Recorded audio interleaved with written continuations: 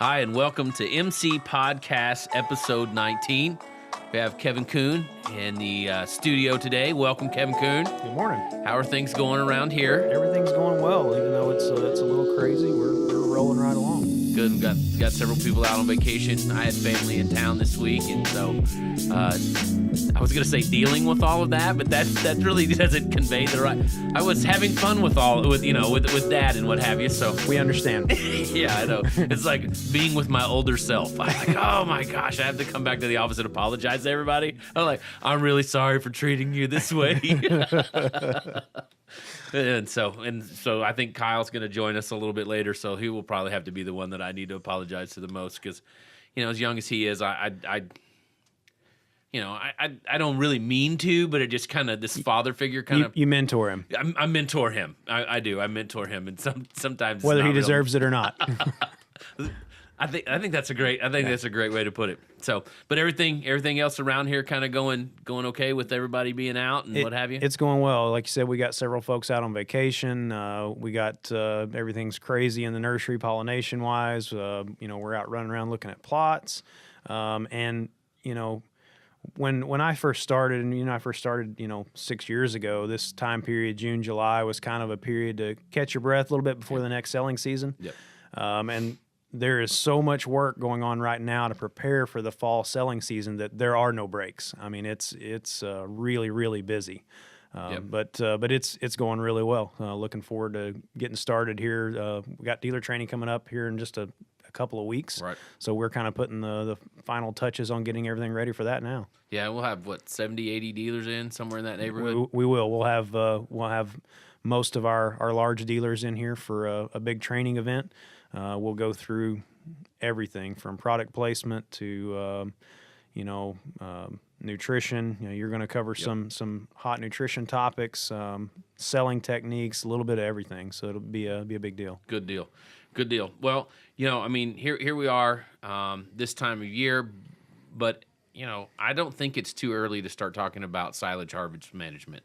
In fact, I had a phone call this week. They're already harvesting, down in Arizona. They've already harvested some of those places. But, for us in the Midwest, it'll be on us before you know it. So let's talk about a few tips there for guys. And so where do you think a guy ought to start when he's looking at silage harvest management? Where's the first place he needs to look?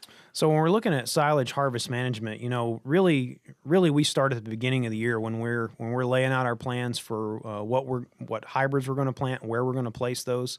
I think ideally a guy should have a plan in mind before he ever goes in the ground with seed on which acres are going to be used for silage, which acres are going to be used for high moisture corn or dry grain, and how those hybrids kind of fit that mold. Inevitably Mother Nature throws us some curveballs, and the best plans don't always come out that way. But we can definitely avoid some problems if we have a plan in place. Okay, and so we got a plan, and so part of that plan would be the hybrids that are being planted in what field for what purpose. So then the question then is you got this plan and you're thinking about it. How big of a issue is it? How good of an idea is it to kind of spread out the maturity of your hybrid so that maybe you kind of broaden your harvest window there a little bit? Right. So in a perfect world, I think a dairy producer, and we always talk, first of all, we talk about diversify your acres, use multiple hybrids. Yep. We don't want to put all our eggs in one basket and take a risk on all my acres on one hybrid. So diversify your hybrids.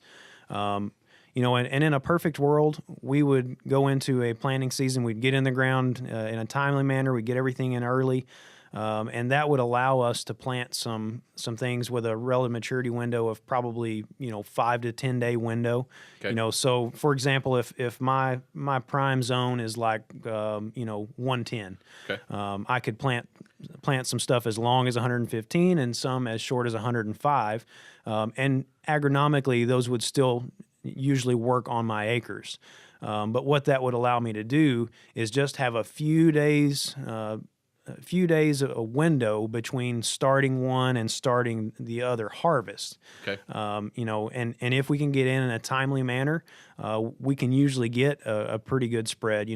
Instead of everything being ready to come out at the exact same time, I can kind of spread that out over. It may just buy me another 2-3 days, but that may be the difference in silage that's too dry and silage that's going to ferment well. That's going to absolutely. So I think that this is one of those interesting things because I think a lot of times a guy goes in and plants and he's like, okay, I'm going to plant 105 day, I'm going to plant 110 day, and I'm going to plant 115 day, and that's going to give me 2 weeks worth of harvest. Is that what we're looking at? I mean, is that going to happen? Very rarely will we actually see that happen, and there are some factors that come into play there, especially when we move up north. We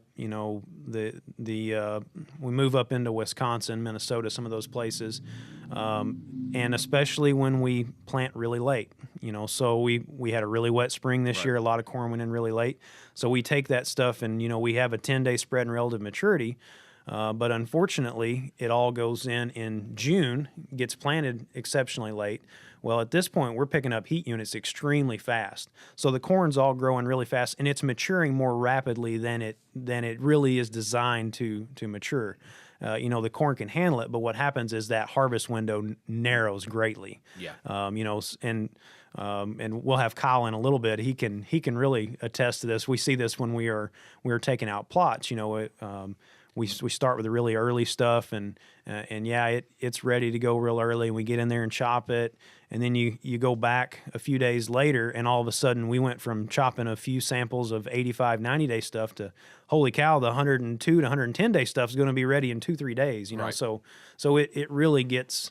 That window just gets tighter the later our planting gets and the more heat units we're picking up as the corn's growing. But it's still a good idea to kind of spread that relative maturity out, those out, so that you're right, so that you all of a sudden, oh my gosh, we did get a whole bunch of heat and everything is ready to go today, and I've got 300 acres to chop, and it's going to take me to by the time we start chopping the stuff that's right on, the last stuff that we chop is going to be too dry. Right. Absolutely. Yep. So the first thing in silage harvest management is to spread out that silage harvest by spreading out not only your risk with the hybrids, but also spreading out those relative maturities as part of your harvest plan. So silage harvest management starts way before the summertime. Sure. Okay. And so then, all right. So what are some other points that you see that need to be taken for consideration? So some of the things that will greatly affect the moisture of our silage at harvest time, foliar leaf diseases. Okay. And really, we look at that, and every hybrid's different in how they're affected by leaf diseases, and as a grower, you have to recognize, am I in an area where I'm susceptible to leaf diseases? Because we service many areas where they really don't deal with northern corn leaf blight or gray leaf spot or even the southern rust that's been such an issue. So it's important as a grower to know, in my area, in these particular locations, am I susceptible to leaf diseases? And if I am, I need to select varieties that are going to be more resistant. Okay. And so that hybrid selection really comes into play. The other thing there really comes in is fungicide application. I'm far from the expert on the chemical application of that stuff, but it seems to me that time and time again, that especially if I'm in an area that's prone to that stuff, start early, start putting fungicide down. It's usually well worth the money you're going to invest for that quality feed stuff at the end of the year. Definitely. And so I think that this is a point that sometimes guys miss. And part of it is the fact that we are aiming for high quality corn silage. We're high quality forages. Lynn and I talked last podcast about, one of the things that of dairies that were surveyed that were over 30,000 pounds is they had high quality forages. And if you're going to get high quality forages, part of that management is a fungicide application sometimes before you really think that you need it, just to keep that plant viable and growing. Not only are we going to be able to capture yield and that, but we're going to be able to capture quality by spraying that fungicide, keeping that Right. plant alive. Right. So a prime example right now, we had here in Southern Illinois, we had a tropical system here about 2 weeks ago now.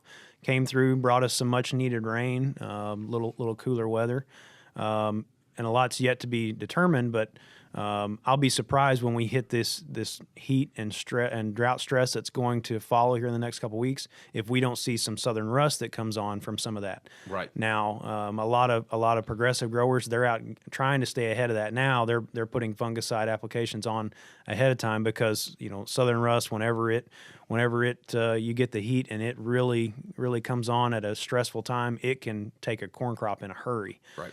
So that's a prime example that you have to be proactive and be ahead of it. So even though I don't see rust in the field right now, I know that the conditions are setting up for a potential outbreak. So I want to get ahead of that. Good.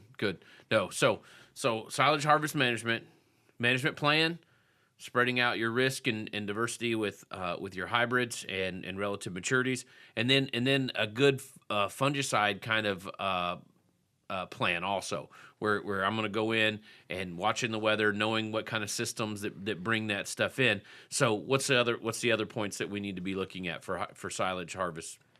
So really the other things we need to be looking at is the timeliness of our harvest. Okay. And as you know, from a nutrition standpoint, the moisture is critical. Absolutely. And that comes in from a nutrition standpoint as well as just from a functionality standpoint that, we don't want it so wet that we're causing issues in handling and we're getting a lot of seepage, but also we don't want it so dry that it doesn't pack, doesn't ferment, those type of things. So there's an ideal window kind of in between those. There's an ideal window, and I'll tell you what my ideal window is. I like somewhere between 68% moisture and 65% moisture. And some of that though depends on the hybrid itself. You know that not all hybrids are equal, and when we're talking about moisture, we're talking about whole plant moisture. And there are hybrids that the grain dries down faster than the plant. So you go out there and you look, and the plant is still pretty green. It's still pretty healthy. It looks like it's still going. And I think the agronomic term for that is stay green. Mm-hmm. And so we go out there, but then we look, and the grain is already past half milk. And we're like, oh gosh, but we're like, it's too wet. So I would always err on the side of just a little bit wet. I think that you are going to continue to have better quality there. Your grain quality, your grain digestibility is definitely going to be better and especially on one of those hybrids that the grain dries down faster. And some of those also, speaking of that, and you can attest to this, some of those really dry down really fast. Right. So there's some of those varieties that the grain looks a little bit dry today, and tomorrow it's even a whole lot drier than what you think it ought to be in a day. Sure. And so a guy needs to be out watching for that. So he needs to be talking to his seedsman. What kind of variety did I plant? He needs to be out there looking for that. And I really think, especially those that have good stay green and the grain dries down pretty fast, I think you're looking at 68% moisture on those guys. Okay, I think you're now 68% moisture. You're not going to run into all of those. You're not going to run into a whole lot of leaching problems and just a whole lot of running and those things. But you're going to be looking at better quality silage for sure. And I would always err on the side of that. And then one of the things that's really interesting there, Kevin, is how dry is too dry for corn silage. Right. Okay. How dry is too dry? And from a nutritional standpoint, man, I think once you start dropping below, once you start getting in that 50%, it's almost better just to wait and either take it as earlage or snaplage or high moisture corn, depending on what you need for your operation. Right. So if a guy was going to do that, where does he need to make up that fiber that he's going to lose? So he'll need to make it up with some good halages, and maybe even maybe even coming back in after his corn crop with some cool season grass some triticale, some rye, and being able now that's still the next spring harvest, but being able to capture some of that back from there Right. is I think, and you got your high quality type grasses there, and even watching, you do that, watch your alfalfa harvest, and go in and make sure that you are okay. I didn't get my corn out exactly where I needed it for fiber. So watch your alfalfa harvest and be able to manage that maybe a little bit closer. Sure. And, I think a lot of guys underestimate just how much difference the moisture in that grain makes in the starch digestibility and the energy that's going to come from that corn silage. Absolutely, makes a huge difference. Makes a huge difference that if I if I get it down there and my I can affect that starch digestibility by 10 or 12 percentage points with just going from a little bit wetter or optimal grain to something that's a lot drier, and you're then you're losing 10% digestibility. Right. And, inevitably you end up having to add something to the ration to make that up, so if we can get it out in a timely manner, get it out, and what it comes down to is,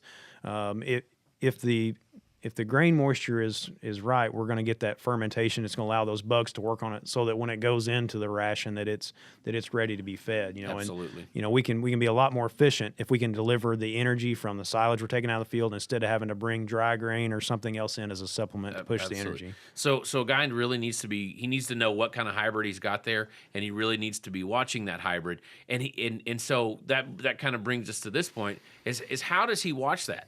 How does he check that? Right. So you mentioned the milk line, right? And that's always kind of been the standard. Is when we get to 50% milk line, we're in the ballpark. Yes. And while that is accurate, we have to, like we talked about differences in varieties, we have to kind of watch things a little more closely than just looking at the milk line.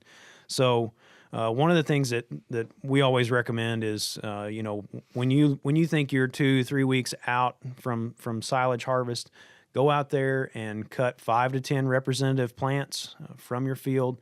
Take them in, run them through a wood chipper, whatever you have access to. Get them chopped up, and check the moisture on that. And I know a lot of guys have the option of doing that either on the farm or the local co-op down the road. And even a forage lab. Sure. I mean, you can get a turnaround at a forage lab in a day or two. Right. So this is not something I think my corn silage is ready, I'm going to go test it and wait. No, we're being proactive, so to speak, in a week out, 2 weeks out. We're watching this, we're checking this, we're seeing how things are going to go. Sure. And so from that point we get kind of an idea where we're at for moisture, and then so at this point we start adjusting our harvest plan a little bit. So if I see that the back 40 is going to be ready probably sooner than what I thought. Okay, now I'm going to rethink what my harvest order is going to come in, and I'm also maybe rethinking what my end use is going to be. So maybe I'm better off to let that go, and I'll go ahead and take that out, like you said, as snaplage, earlage, maybe even dry grain. Yeah. Depending on what my feed needs are at the time. But looked at some data recently, and some stuff out of University of Wisconsin on average suggested that corn plants lose about a 0.5 percentage point of moisture a day, which kind of gives you an idea what a standard is going to be. But like we said, hybrid to hybrid, it's going to vary, and environmental conditions are going to change that. We saw a year last year, and for a lot of our customers in Wisconsin, where right at silage time, it started raining, and it rained and rained and rained and rained, which kept guys out of the field, affected how the plants dried down. Leaf diseases are going to affect how the plants dry down. So we can give you a lot of best case scenarios, but inevitably things are going to change. You're going to have to adjust on the fly. It's just important that you have a plan in place and know how to attack it when it changes. No doubt. So need to be, 2 weeks out, a week out, be checking those moistures, looking at that, figuring out how we're going to do this, okay. So then we're getting ready to chop. So here's the question. How high do we chop? That's something that gets debated back and forth a lot. And even among our office, I think it gets debated a little bit. So the standard idea for us here at Master's Choice has been that we want to chop low. We want to get all of that, because when we chop high, we give up some yield. Okay. So I think really what we want to do as a grower, we kind of have to decide what our goals are at harvest time. Do I need all the feed I can get, or is it more important for me to get exceptionally high fiber digestibility in my corn silage? You kind of have to make that decision on year to year on what your goals are for the farm. Our stance has always been that go ahead and chop it all the way to the ground because we're going to increase All the way to the ground? as close as you can safely chop it. Well, so this is where I'm going to step in, all right? And as the nutrition guy, I'm going to say 8 inches is about as low as you really want to go, okay? So that I'm gonna throw that. I like anywhere from 8 inches to a foot left in the field. Mm-hmm. I know that there are some people who are like, well, I'm still losing a little bit of yield, but I'm just saying for quality and for for quality for sure, and even for yield, I think it's okay to leave somewhere between 8 inches to a foot. So tell me a little bit about kind of why we see a difference in quality there. So basically, a lot of times what we see is it's a grain to stover ratio. So you take it. So the guys who like high chop, and I'm going to call high chop anywhere from 18 to 24 inches. Leaving 18 to 24 inches in the field is what I will call high chop. And basically what they're looking at doing is getting more grain and less of that. Less NDF, less neutral detergent fiber in that corn. And there are some guys who, if you've got a great inventory, that may be a management plan for you if you need some more energy in your diet. Okay, so that may be a management strategy. I don't like it because I just think you're leaving too much out there. A lot of times people talk about a lot of the lignification down at the bottom of that plant. Well, yes, there is a higher percentage of lignin at the bottom of the plant than there is at the top of the plant. It's got to stand up. It's got to stay there. But with Master's Choice, a lot of the plants that we select, there's a lot of sugar down there. There's still some really good digestible material down there that's going to help with fermentation, that's going to help even be an energy source with some volatile fatty acids and some of those things, some sugar alcohols that are going to be produced in the middle of the fermentation. And so I think that it's one of those things that, man, I know some really high producing herds that like the high chop, but I just think they're leaving too much out there. And in the right hybrid, you can take it really low. I think the right hybrid, you can take it, and let's try it. Let's test it. We're sending a sample in, so let's send a sample in where we chopped high and see what we get, and one that we chop low and see what we get and see where we're at. I don't ever think that that's not a that there's a one size fits all answer for everybody, but man, anything over a foot left in the field just seems very wasteful to me. Yeah, very, very wasteful. And like I said, 8 inches. That's where I like to see it. Yeah, and you're at 8 inches. You're not leaving so much in the field that it really bothers me. So yeah. So that's kind of I guess we're at the point there we can find some common ground on that. There we go. Okay, we'll agree. We'll agree on that one. Mark that down. So chop height is part of it, and that's going to depend on where he needs to be, how much inventory he has, what kind of hybrid he's got. Chop height is going to do that, and then kernel processing. Sure. Okay. So he's gonna have to watch the kernel processor, and I'll say this, guys, if you've got a custom chopper in, you'll need to be watching. And it's just one of those things that a lot of times they get rolling and they go and nobody pays any attention. But the more processed that kernel is, the higher the digestibility is, and the better fermentation we get out of that. One of the things with Master's Choice that that anecdotally, I don't have any research to back this up, but anecdotally is we don't have to process quite as much because we already have a softer, more available starch in those kernels anyway. But this is one of those places where there is some debate even within the office. Is some people say, "Oh, you don't need to process it at all," and I just kind of cringe when I hear that. You know, are you going?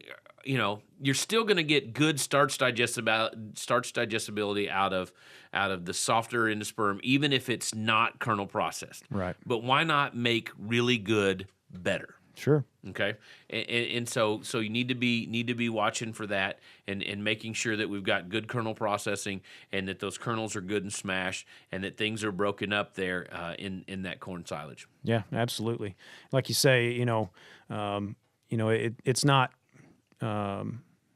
one of those things, where I'm trying to decide is it good or is it bad. Kernel processing's always going to add something to Yes. it, like you say. So why not take it to another level, regardless of where my baseline is. Absolutely. So other things that we need to be watching for harvest management there, Kevin. So as we're looking at harvest management, really, so be aware of what's going on with your weather. Where are you getting at in the time of the year?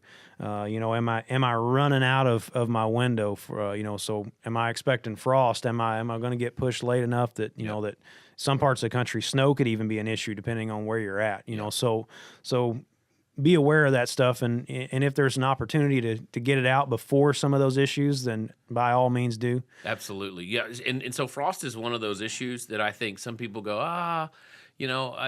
man, I would rather see corn silage taken at 70% moisture, not frosted. Frosted corn feeds funky. I don't know what it is about it. I don't know if anybody's ever put their finger on it, but corn that has been frosted, and usually it's just, it starts off with the top of the plant there, but it just feeds wonky. And so I would rather, if you think you're gonna get frost, I'd rather you see it take it at at 70% moisture. Now, if you're getting up there in the 72 to 75% moisture, you're still, I think, too wet.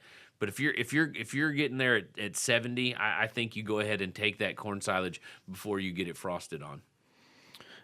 One thing too that that a lot of growers don't think about is when you're going into harvest, be thinking about your storage. From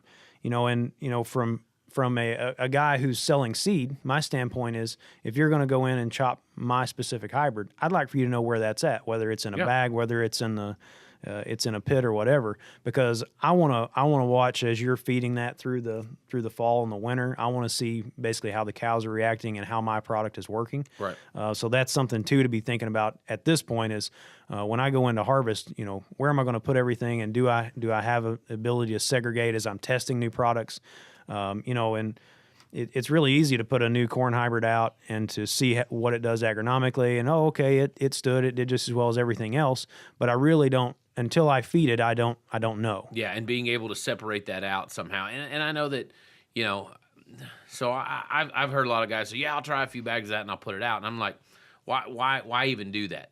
Why even do that? If you're really interested in some of this, really figure out a way to kind of segregate that off a little bit. It's a little bit more, but maybe a little bit more trouble, but not a whole lot. Or at least just kind of figure out how to mark where it is in a bunk or something. Yeah, if you're talking about something that you believe in that can benefit your farm, you owe it to yourself to find out, is this product going to make a difference for me or not? Because if I don't have a product that's going to benefit you, then I don't expect you to do business with me. Yeah. Because really ultimately that's what I'm trying to deliver is the best product and the best service to go along with it. Definitely, no doubt. All right. You want to wrap this up? I think we have an in-studio guest coming in here in a minute. We do. He's been out running around in the fields, but I think we might be able to snag him for a little bit before he goes back out. All right. Anything else on harvest management before we have him come in? No, I think we've covered most of the topics that I kind of had on my mind. Good. It seems strange to be thinking about it, but it always sneaks up on us. We're right in the middle of, like I said, of pollination, a lot of things right now, and it comes fast after we get past pollination time. It does come fast. So, all right. So we're gonna welcome to the studio I don't know. I was gonna say the infamous, the famous. I don't know. Kyle Vosburgh. So Kyle's gonna join us here for a minute. Welcome to the podcast. Thank you. All right, Kyle Vosburgh, tell us what's been going on with you here lately. Lately, it's been pretty busy, actually. I've spent quite a bit of time in the field recently. R&D is kind of in full swing and kind of getting all of our ducks in a row before it gets extremely busy. August and September look pretty much like a wash for us. We're pretty much out and about everywhere. Yeah. So right now I'm really trying to get my ducks in a row when it comes to our Southern Illinois research blocks. And then R&D plays a big part in our dealer training here at the end of July. So there's a lot of work to be put into that. So I've been, when I am in the office working in that, so working through that with Kevin. Good deal. Good. So Kyle, what's going on right now? What's the status on some of our inbred crossing blocks down here in our nursery? Kind of what's going on timeline-wise? Yeah, so timeline-wise, most of them are rolling into pollination right now. Most of the time I've done this week is out basically detasseling those blocks. They're run just like a normal production field, so the females get detasseled while the males are starting to pollinate. And so that's been part of what I've been doing. A little bit of weed management where Palmer's kind of been an issue a little bit this year. So going through and trying to clean those up before I leave, here in August, and just try to line all those out. So everything's rolling along smoothly. Everything looks good. It's just, there's work to be done right now. So those small crossing blocks, we utilize some of the fields down here where we'll go in and we'll plant small blocks where we take a common male and we'll put 5 to 10 different female plants, 5 to different females in there. What are your rows? Maybe 150 to 200 feet in length. Yep. And then also staggering the biggest, kind of timing thing is to stagger.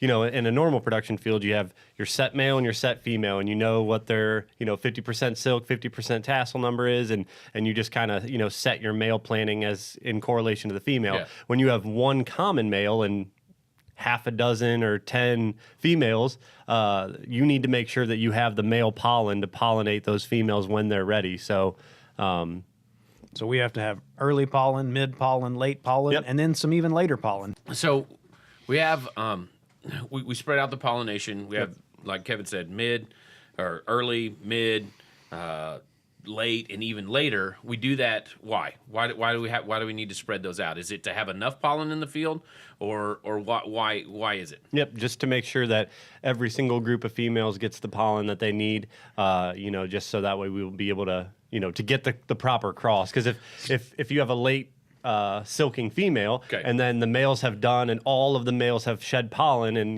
they're and she hasn't thrown any and she hasn't thrown silks yet, then there's what we would call a blank cross. Usually, it's just we go through and say we didn't get it. So the average corn plant, inbred wise, is going to throw pollen maybe 7 to 10 days on the long end. Yep. Okay. So.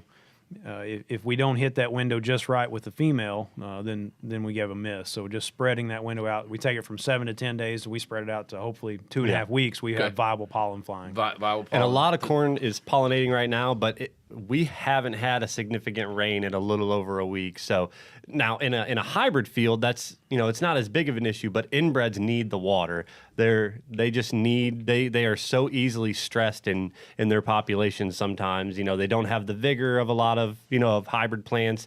So they really need just a little bit of water right now to kind of get moving, which I think we're moving into some this weekend, so that could help a little bit. There's a chance. So speaking of pollinations, all right, so that's kind of what you've been. Have you seen Cullen lately? I mean, has anybody seen him? I've made contact with him twice, like I've actually seen him. Yes. Okay, so not just the first time I introduced myself, so he knew what I did here. Yeah. And then the second time, it was just like back to the same old. Yeah, Cullen. Because he's been in the nursery and he's been pollinating now for about 2 weeks. Yeah, they've got 2 weeks of pollination. Yeah, we're just coming up on the busiest time for him. Okay. Yeah. So he hadn't even hit the busiest. So I guess I figured he had already kind of, but he's just. I think the first 5 days was just some stuff that was kind of early, kind of first started throwing silks and tassels and whatnot. And I think he's really rolling into the stuff that's in its area. So that's why things are getting so busy right now. And he's been training a new crew, so he's got a full crew down there working with him this year. So I gave him a couple of weeks to kind of slowly warm up to it, get everything down. When we hit, probably the next 2 weeks are the busiest for him. When we hit that, he'll have everybody trained and ready to go. But everything's going really well from what I've heard. He seems extremely level-headed. I think he's just got everything was really lined out before pollinations happened, and I think the spreading out planting the way that we did into different blocks, I think it worked perfectly this year. So, I mean, it's good. Excellent. All right, so we've you've been working in the crossing blocks. Cullen's been in the nursery. Everything seems to be going there. So what's next? What are we waiting on? You said you're going to start traveling here in August. What's all the travel for? Yeah. So, a big part of my job is to help be a part of the advancement plot. Okay. Program that we've built here. The advancement plot is where we put out our material with our current material with really kind of closer material. Like, okay, is this going to be a hybrid in the next couple of years? So our experimentals. It's our final stage of testing before it would make the commercial lineup. So, and that just seems to, and then those seem to come in waves too. So, we'll have our dealer trainings, and then that first part of August, I'll try.